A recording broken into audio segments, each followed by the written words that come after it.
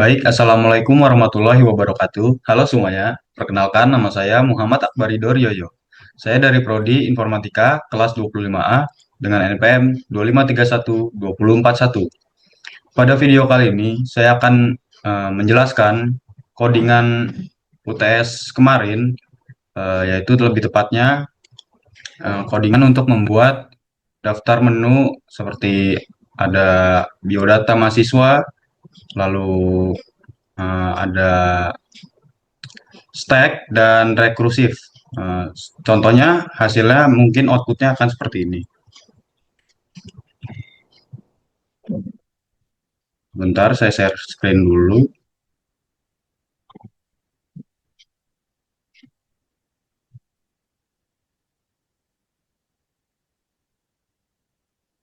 Di sini ada list program struktur data yang isinya adalah ada menu biodata, stack, rekursif, dan menu keluar. Ketika kita menginputkan satu untuk melihat biodata, maka akan tampil biodata kita sendiri. Lalu untuk menu kedua adalah menu stack. Itu fungsinya untuk menambahkan item ataupun apapun itu, kita bisa tambahkan ke stack. Misal kita push, yaitu tambah, kita tambahkan nama kita, lalu dia akan menyimpan ke stack tersebut. Lalu yang menu ketiga adalah rekursif atau perpangkatan. Misal di sini 3 pangkat 3, yang hasilnya adalah 27. Setelah itu, menu terakhir yaitu menu keluar. Maka program akan selesai.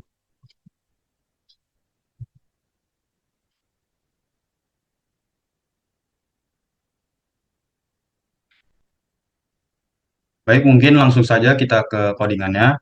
Sebelumnya, di sini saya tidak akan mengetik secara langsung dikarenakan sebelumnya saya sudah record lebih dari 7 kali dan ada problem dengan laptop saya yang itu akan memakan waktu banyak. Jadi saya akan mungkin langsung saja ke programnya per baris. Saya akan coba jelaskan per baris. Di sini yang pertama kita seperti biasa kita masukkan kode include IOStream, yaitu gunanya untuk eh, menggunakan objek chain ataupun input dan cout ataupun output. Lanjut di sini em, kita gunakan juga include string yang fungsinya itu untuk memasukkan pustaka string supaya program kita dapat menggunakan dan memanipulasi tipe data teks secara dinamis. Lanjut di sini saya gunakan define max 5 yang fungsinya itu untuk mendefinisikan konstanta makro global bernama max dengan nilai 5 sebagai batas kapasitas penyimpanan elemen stack. Dan yang terakhir seperti biasa kita gunakan using namespace std. Jadi fungsinya itu untuk mengumumkan penggunaan namespace standar agar penulisan entitas dari library IOStream dan string tidak perlu menggunakan awalan std.2 secara berulang. Lanjut, di sini kita buat definisi struktur dan objek global stack-nya. Oke, pada baris ini, struk stack, lalu buka tutup kurung kurawal, itu tuh fungsinya untuk mendeklarasikan tipe data yang terstruktur, baru bertipe nama yaitu struk, yang bernama juga di sini variabelnya itu stack. Jadi untuk mengelompokkan variabel pembentukan yang mengelompokkan variabel pembentuk tumpukan. Lanjut di dalam struk stack ini ada int top sama dengan min 1. Jadi gunanya itu untuk membuat variabel integer yaitu top di dalam struct yang langsung diinisialisasi dengan nilai min 1. Oke, sebagai indikator awal bahwa tumpukan berada dalam keadaan kosong. Lanjut di sini yang terakhir ada string data buka kurung max. Yang artinya adalah kita mendeklarasikan array berjenis string dengan nama data berukuran sebanyak konstanta max 5 elemen sebagai wadah penyimpanan fisik data stack. Lalu kita akhiri dengan tutup kurung kerawal dan titik koma yang fungsinya itu artinya itu deklarasi tipe data yang terstruktur struk stack-nya. Lanjut. Di sini ada kode stack s titik koma yang artinya adalah kita membuat sebuah variabel ataupun objek global baru yang bernama s. Jadi yang tipe data struct stack agar dapat diakses secara langsung oleh seluruh fungsi di dalam program gitu. Lanjut, di sini kita buat fungsi validasi kondisi stack atau booleannya. Di sini kodenya bool is empty. Maksud saya bool is empty yang artinya adalah mendeklarasikan fungsi bertipe boolean bernama is empty gitu untuk memeriksa apakah status kekosongan stack. Lalu di dalam itu ada return s.top yang artinya itu kita mengembalikan nilai true jika pointer s.top masih bernilai -1 yang artinya itu kosong atau false jika s.top sudah berubah. Lanjut kita buat juga bool is full yang artinya kita mendeklarasikan fungsi bertipe boolean bernama is full untuk memeriksa batas kapasitas dari stacknya. Di dalam bool is full ini terdapat return s.top sama dengan max -1. Jadi di sini artinya adalah kita mengembalikan nilai true jika nilai s.top sudah mencapai indeks maksimum array, yaitu indeks keempat yang didapat dari max -1 atau 5 -1.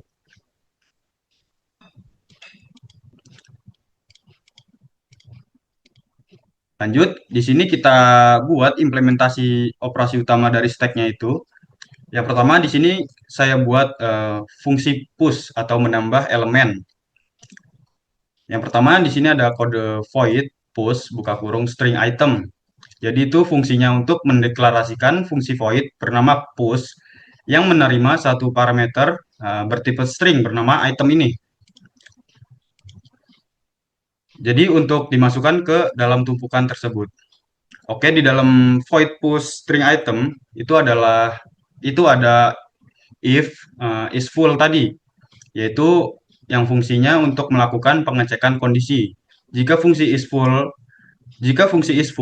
jadi dia akan mengembalikan nilai true dan langsung menampilkan stack penuh tidak bisa menambah data. Setelah itu, di sini ada blok alternatif yang dijalankan apabila tumpukan masih memiliki ruang penyimpanan kosong, yaitu else ini. Lalu di sini di dalam else-nya ada s.top plus plus yang artinya menaikkan nilai petunjuk indeks s.top sebesar satu angka terlebih dahulu, yaitu dia akan pindah ke slot array berikutnya. Lalu di bawahnya di sini ada s.data buka kurung s.top tutup kurung sama dengan item.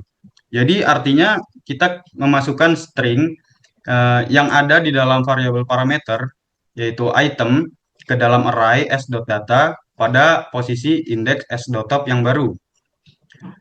Setelah itu kita akan print pesan sukses yang akan menginformasikan bahwa data string telah tersimpan di dalam tumpukan atau stack tadi itu. Oke, lanjut. Setelah kita buat void push, di sini saya juga bikin fungsi pop yaitu untuk mengambil elemen teratas. Jadi di dalam jadi kodenya yang pertama di sini adalah void pop buka kurung kurawal, yaitu mendeklarasikan fungsi void bernama pop untuk mengeluarkan atau menghapus data teratas dari stack. Lalu di dalamnya ada kode hampir sama seperti yang void push tadi. Di sini ada if is empty. Jadi itu untuk melakukan pengecekan kondisi. Jika fungsi is empty mengembalikan nilai true, maka dia akan menampilkan stack kosong, tidak ada data yang bisa dihapus. Selanjutnya else di sini kode else yaitu kode alternatif yang dijalankan jika tumpukan terbukti memiliki isi data.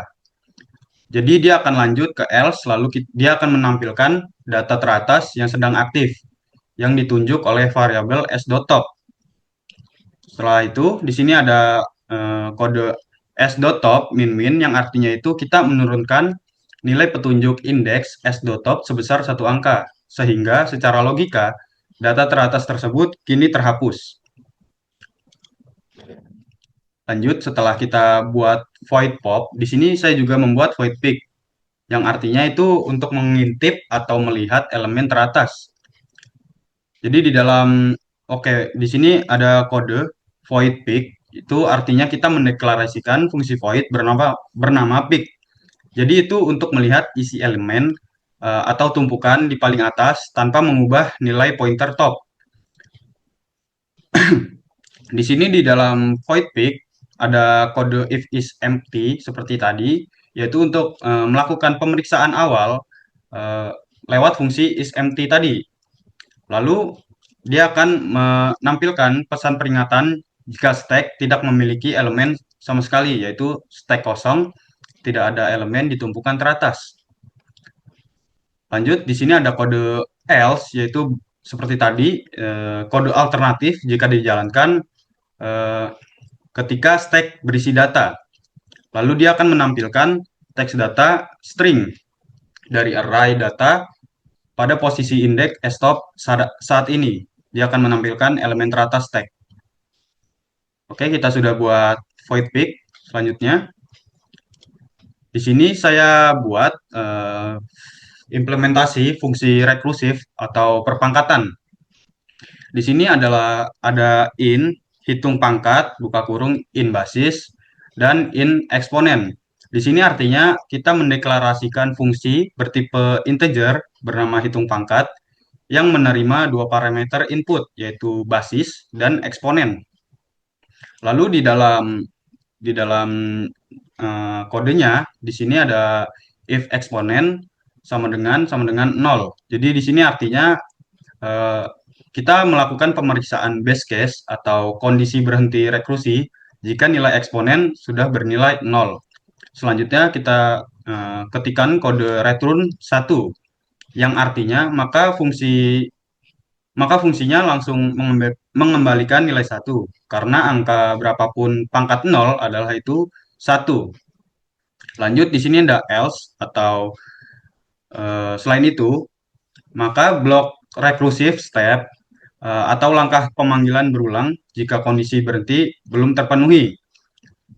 Lalu di dalam else itu ada return baris dikali hitung pangkat yang di dalamnya itu ada basis dan eksponen min 1. Jadi di sini artinya kita mengembalikan nilai berupa perkalian antara variabel basis dengan hasil pemanggilan kembali fungsi hitung pangkat itu sendiri.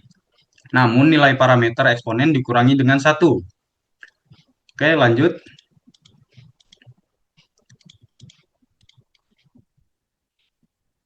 Di sini kita masuk ke fungsi utama atau in main atau logika dalam menu interaktifnya. Kode pertamanya di sini in main, yang artinya itu fungsi utama program sebagai gerbang masuk pertama eksekusi seluruh baris instruksi C++. Jadi di dalam in main ini pertama kita masukkan in pilihan, yaitu kita deklarasikan dulu nih variabel lokal bertipe integer yang bernama pilihan untuk menyimpan opsi menu utama. Lalu kita buat array. Di sini saya buat array string biodata 3. Jadi array-nya itu berisi 3 indeks. Jadi kita deklarasikan dulu nih array string lokal bernama biodata berukuran 3 elemen yang langsung diisi dari nilai statis berupa npm yaitu indeks ke 0, di sini npm saya. Lalu ada nama itu di indeks ke 1 dan jurusannya di indeks kedua. Lanjut, setelah itu kita mulai do untuk memulai blok perulangan do while untuk menjamin antar muka menu dicetak di layar minimal satu kali sebelum evaluasi kondisi. Lanjut, di sini ada cout. Di sini itu untuk mencetak atau menampilkan baris dekoratif. Judul utama saya di sini ada list program struktur data. Jadi ini hanya tampilan dari cout ini. Tampilan menu dari menu ke satu itu isinya biodata, kedua ada stack, tiga rekursif, dan empat keluar. Dan yang terakhir di sini ada pilih menu. Jadi fungsinya pilih menu ini nanti kita agar user dapat menginputkan dari salah satu angka di menu ini gitu. Kita mau menu yang mana? Lalu di sini ada cin pilihan yang fungsinya untuk membaca input angka dari keyboard kita dan memasukkannya ke dalam variabel pilihan seperti kata saya tadi. Oke, lanjut. Di sini ada switch buka kurung pilihan. Di sini artinya kita mengevaluasi dulu nih nilai di dalam variabel pilihan menggunakan struktur percabangan switch case.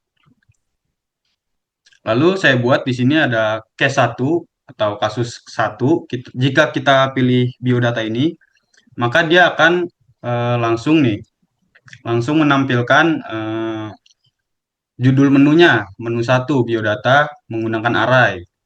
Lalu di sini lanjut cout npm biodata 0, yaitu artinya eh, kita print string variabel npm dan mengambil isinya secara dinamis dari biodata indeks ke 0 tadi, yang ini, npm saya 0, indeks ke 0. Lanjut, di bawahnya itu setelah npm ada nama, yaitu kita print kan nama mahasiswa yang bersumber dari array tadi, yang di atas ini, biodata, dia indeks ke 1. Sama juga dengan cout untuk jurusan atau menampilkan jurusan, ini berada di array indeks ke-2. Lanjut, di sini kode break. Break itu fungsinya untuk menghentikan proses switch agar aliran kontrol melompat keluar dari blok switch dan tidak mengeksekusi cache di bawahnya. Oke, lanjut. Cache 1 sudah saya buat. Kita lanjut buat cache 2.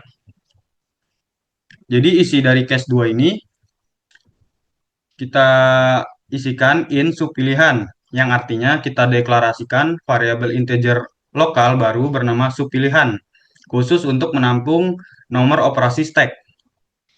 Lanjut, di bawah kode subpilihan di sini ada string item baru. Itu fungsinya untuk mendeklarasikan variabel string lokal bernama item baru untuk menampung teks masukan baru dari pengguna. Lanjut, kita tampilkan atau kita print. Di sini kita printkan saja tampilan menu kedua yaitu stack. Di sini juga caut-caut yang bawah ini juga menampilkan menu aja atau menampilkan di dalam layar monitor.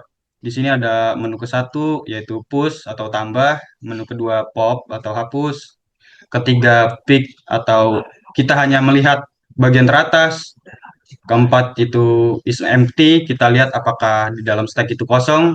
Lalu yang terakhir di sini ada check is full, apakah dalam stack ini udah full gitu. Nah, yang terakhir di sini ada menu pilih operasi stack. Ini sama aja sih, kita kan cout juga, jadi dia akan nampilin aja. Jadi langsung ke kode cin subpilihan. Itu fungsinya itu untuk menginput angka operasi dari user dan menyimpannya ke variabel subpilihan. Jadi nanti kita disuruh menginputkan dari salah satu nomor di menu ini. Misal kita mau menambah item, kita pilih menu ke satu dan lainnya.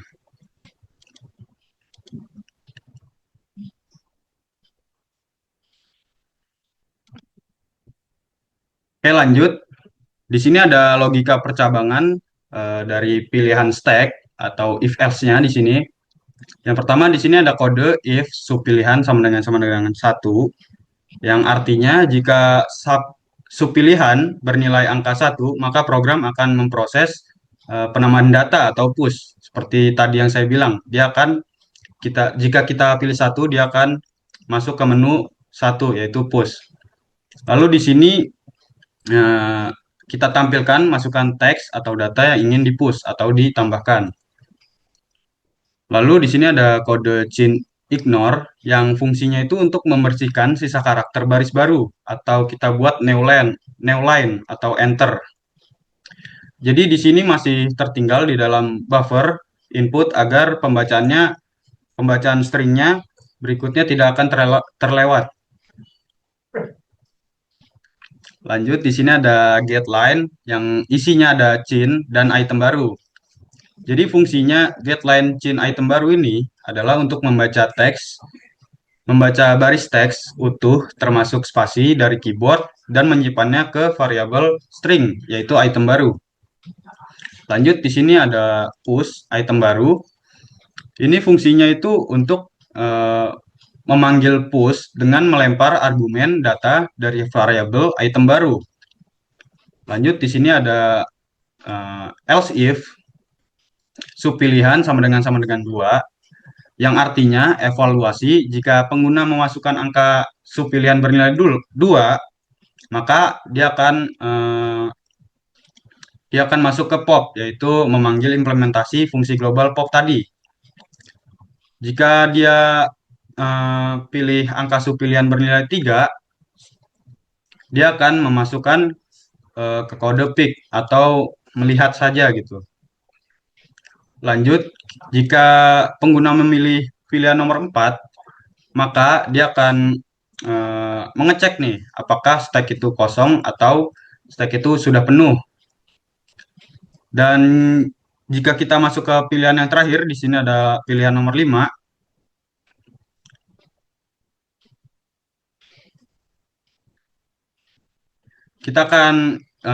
Program akan mengecek apakah di dalam stack tadi itu sudah full atau belum. Jika full, maka kita akan tampilkan status stack penuh. Dan jika belum full, maka kita tampilkan status stack belum penuh. Selain dari pilihan 1 sampai 5 tadi, kalau kita inputkan ke program, maka dia akan menampilkan operasi stack tidak valid karena tidak ada menu yang dipilih.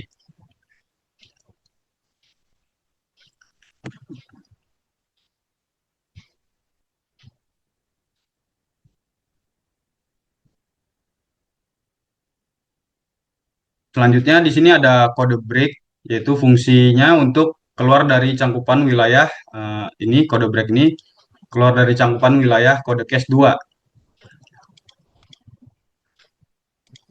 Lanjut kita ke case 3, yaitu menu perhitungan rekursif.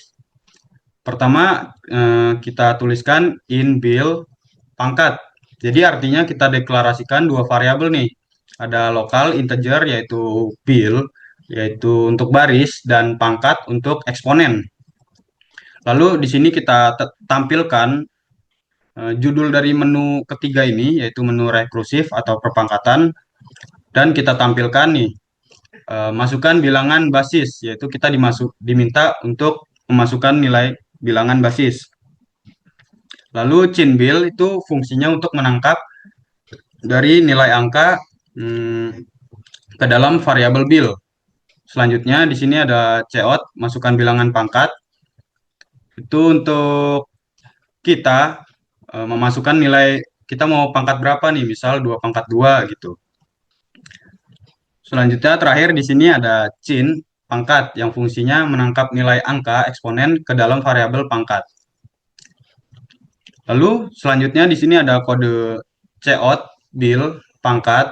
Lalu pangkat adalah, jadi fungsinya itu untuk mencetak visual hasil dari perpangkatan dengan memanggil secara langsung fungsi rekursif, yaitu hitung pangkat dengan melempar parameter parameter bill dan pangkat. Selanjutnya yang terakhir di sini break seperti tadi, yaitu keluar dari jalur pemeriksaan case 3. Kita sudah buat case 3, sekarang case keempat atau menu keempat. Jadi case 4 ini dijalankan jika pengguna memilih angka opsi menu utama yaitu 4. Jadi dia akan menampilkan program selesai, terima kasih. Lalu break, yaitu keluar dari case 4. Lalu di sini ada kode default yang fungsinya itu sebagai penanganan fallback jika pengguna memasukkan angka di luar pilihan seperti 1, 2, 3, dan 4. Lalu dia akan menampilkan atau print ke layar yaitu pilihan tidak valid, silahkan coba lagi. Jadi ketika kita menginputkan angka selain dari 1 sampai 4, maka akan ditampilkan pilihan tidak valid.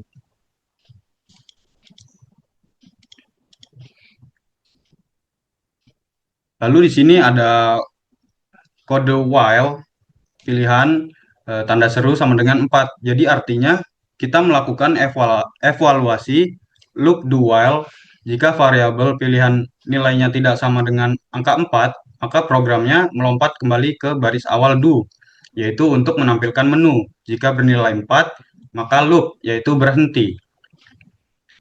Yang terakhir di sini ada kode return 0, yang artinya kita mengembalikan nilai 0 ke sistem operasi untuk eh, menandakan program utama selesai dan berjalan secara aman dan normal. Oke, program di sini sudah selesai saya jelaskan. Kita akan coba tes run. Saya ubah sharing screen-nya dulu.